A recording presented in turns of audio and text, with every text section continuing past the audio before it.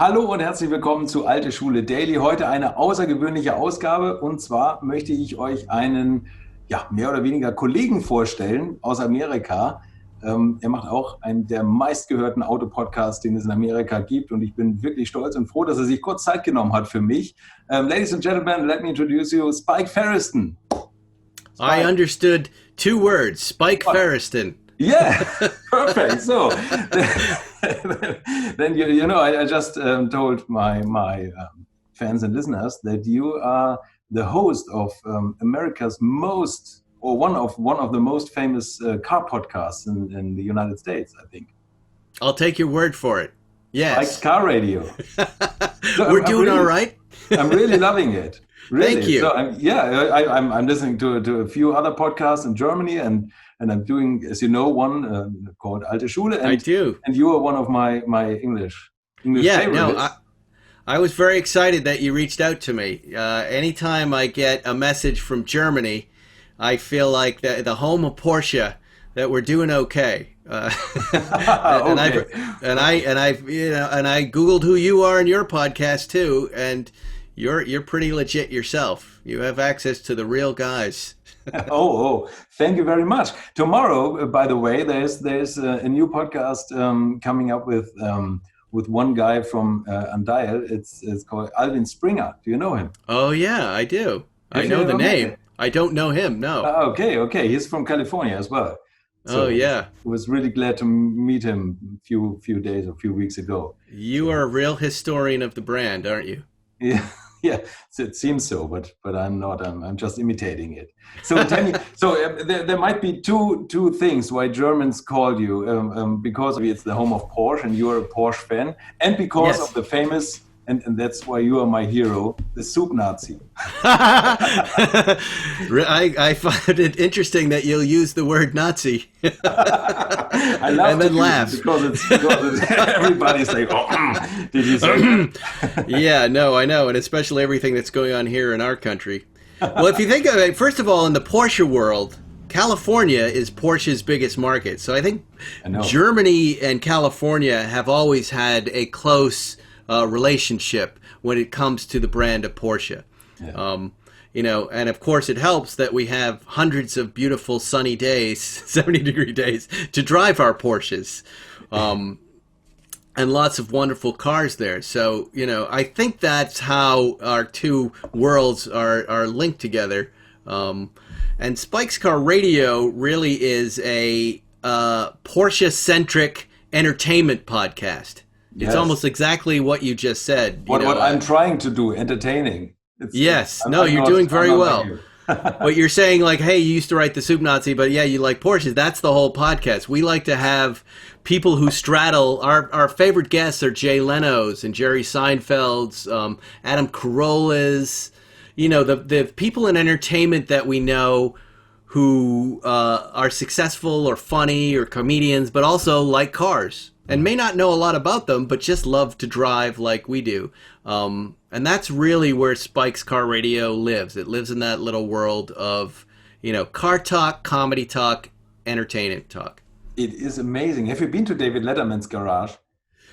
Yeah, back in the day. Dave, really? Well, early on when I was writing for David Letterman, in fact, in my first 3 weeks of writing for him, he invited me to his airport hangar to drive some of his cars before I even knew what a lot of these cars were. And I drove a Ferrari Dino that day. I drove a 356 SC, a 914-6.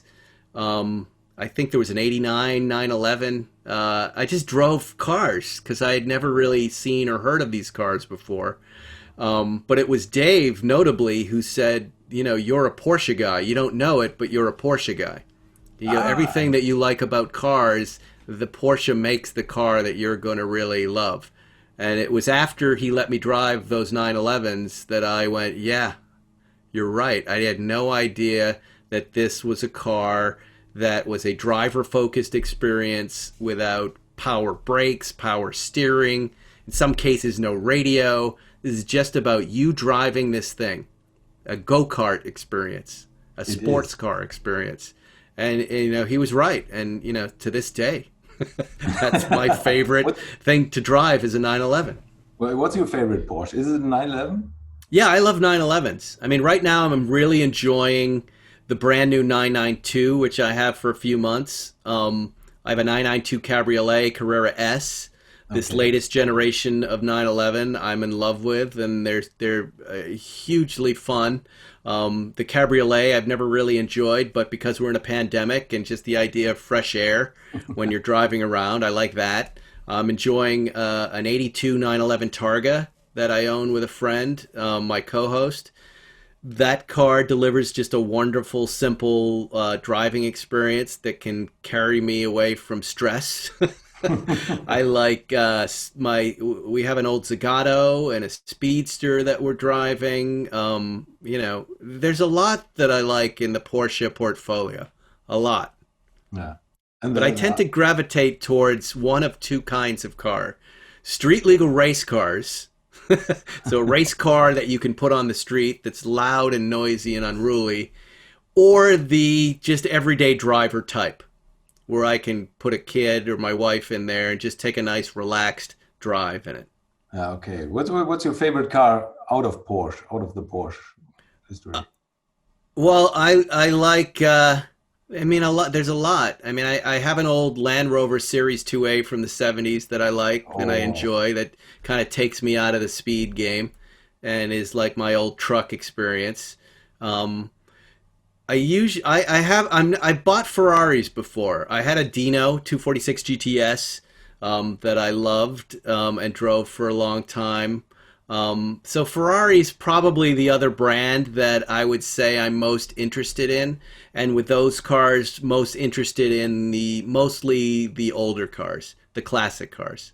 Yeah. Okay. So what would be the most favorite car event that we have to visit when we come to California?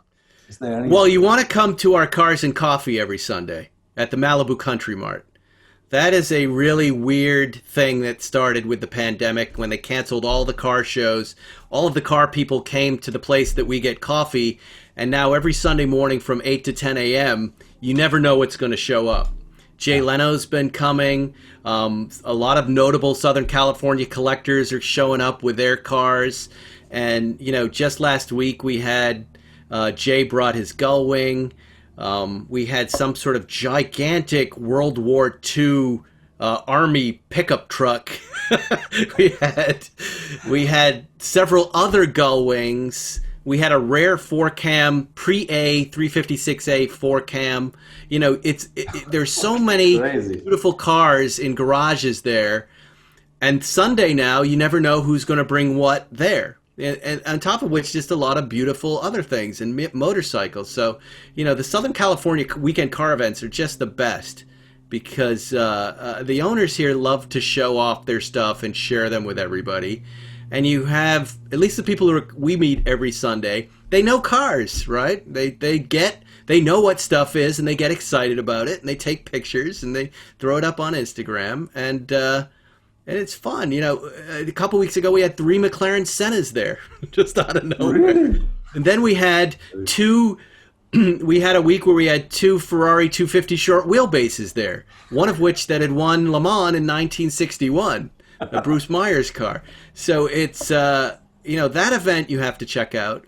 You have to go to the Peterson Auto Museum. I think they're open again in some way. They have an incredible collection of curated cars and historic cars, including Steve McQueen's XKSS, Jaguar, stuff like that. And, the rest of it you just see driving on the street. You'll see me driving my Zagato. I had to drop my kid off at the at the park for his camp yesterday. So we took the Zagato. So it was all these minivans and this old Zagato-bodied Porsche 356. And Mom's, looking down going, what are you doing? With a big Sebring exhaust sticking out of the back that's blowing flames. So, that's the fun we like to have out here. Yeah, it's so crazy. What is the craziest thing you have ever, or the craziest guy you have ever met in the car business, in the car collector business? The craziest? Oh, they're all, every salesman is a thief. They're all criminals. And when you hang out with one of them, they accuse the other one. You don't want to do business with him. He's a criminal. Then you go with the other guy. You don't want to do business with him. He's a criminal. They're all, they all have a talent for talking you out of the notion that they are criminals, which is really fun. I'm a writer, so I love knowing something that they've done wrong, and then they're able to just sweet talk me out of believing it. And you go, well, there's their talent. They have a talent for convincing me I'm completely wrong, and they didn't really sell me two cars welded together. There's so much craziness in the car world. I don't know. It's mostly I think the old American muscle car guys that are really nuts. You know, they're the ones who build a lot of weird stuff. But, you know, LA is it's really a car community that, you know, as long as you like something with wheels, you're kind of welcomed. I see that more often than not here in California. Like, everybody, you're included. Everybody's in the club. Even if we have a group of Prius drivers out here who are a gang of Prius that love the Prius, and you're like, and we like them. As long as you have some enthusiasm for this thing we call the car, you're kind of welcomed in our group. Oh, it's perfect. And it's nice. The best, nearly last word. So one last question. Jay Leno told you you're a Porsche guy.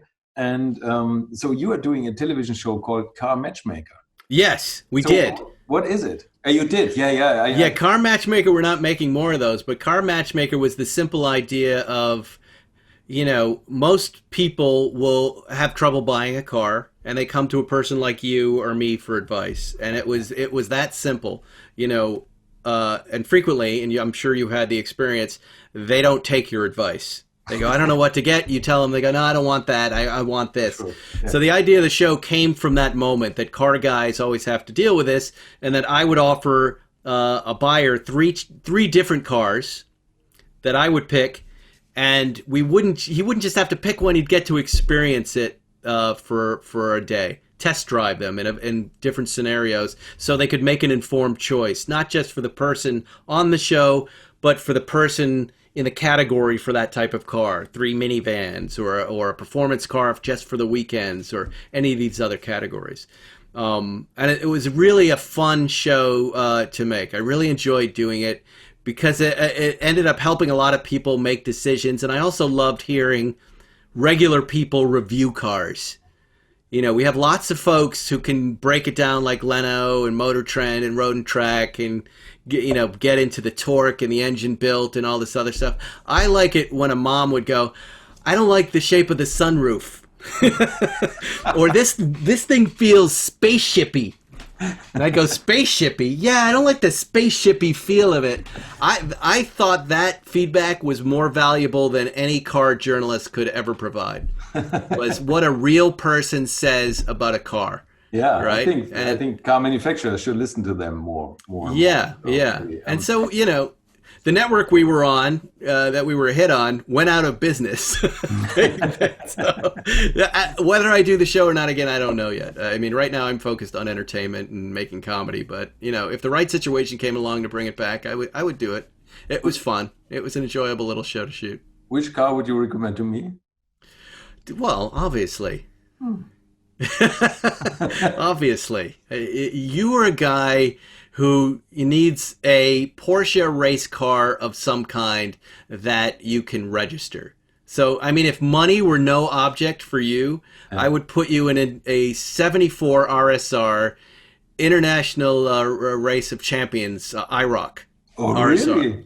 Yeah. I sat in one. I would put you in the blue one or the orange one only. Okay. Maybe the green. One of those three. Spike, but you would be able to drive that car on the street and on the racetrack, and it would be thrilling no matter where you were in it. It was on point. My favorite car is a 73 RS. So yeah, you're really close to it, and if money doesn't matter, it would be your choice. If money doesn't matter, let me tell you something. I used to say that, and then I drove the IROC RSR. And then I tried to drive a 73 RS again, and it was over. The 73 RS, believe me, you're right. But until you drive the IROC, you can't even look at that car afterwards. It feels like you're in a Toyota Celica when you're in a 73 RS. Because the IROC is everything bigger and better and more wonderful. And like, I can't live without you. So You, my last question, I ask all my guests in my podcast is, what would you do with your last 50 liters of gas? On which car last and on what track would you use them? Oh, that's an interesting idea. The last 50 liters of gas, like my human gas? Am I dying after this? Or you just mean I have a No, little no, bit of. it's no. I'm as I'm talking to a lot of older guys, I cannot Yes. I cannot ask it like this. I always say, oh, if we only have electric cars anymore, and if the world runs out of gas, and every human being gets 150-liter tin Yeah. on his home, and how would you use them? Well, my road is always going to be the Pacific Coast Highway. Early morning on a sunny day when it's open, because those drives are so religious and spiritual to me. No matter what is going on in my life, when I get on that road and it's open and I have the ocean to my left and it's a sunny day, everything melts away. And then it would it could be any number of cars, but a 550 Spider No, would cool. be I mean, that would really elevate it to a fun experience. Yeah. I would put the gas in that car and be on that road at that time on a warm morning in Malibu. Okay. Spike Feresten. Spike's Car Radio. You have to listen to Yes. it. Now you know the guy behind it. And thanks Yes. for your time. It was a great pleasure to meeting you. And hopefully you come to Germany and I can show you the oldtimer Grand Prix at the Nürburgring. Have you ever been to the Nürburgring Nordschleife? That's it. I have not been. Can you believe it? We all want to go. I My can't kids believe want it. me to take them there.